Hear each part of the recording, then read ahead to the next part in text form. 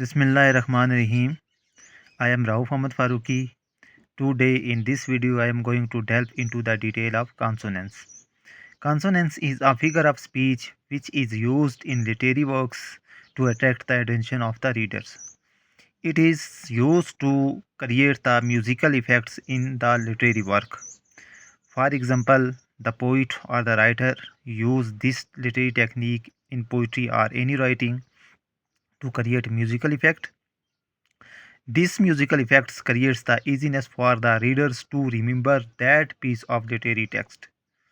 It may be defined as the repetition of consonant sounds in one line of verse or prose. But this repetition is not like alliteration.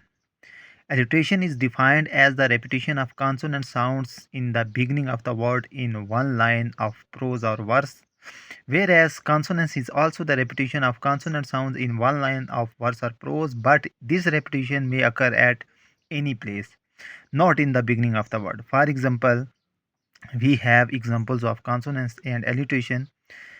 In the example of consonance, there is expression king, book. These two words, there is a same sound which is ka sound.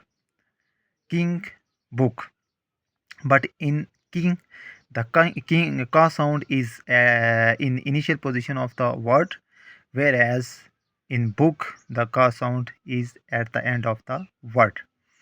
This repetition occurs in these two words, but ka sound is not repeated in the beginning in one word. It is in the beginning of the word, and the second word it is at the end of the word. This type of repetition is called consonance. On the other hand, if we talk about the alliteration, it is also the repetition of consonant sounds, but it always occurs in the beginning of the words. For example, big ball.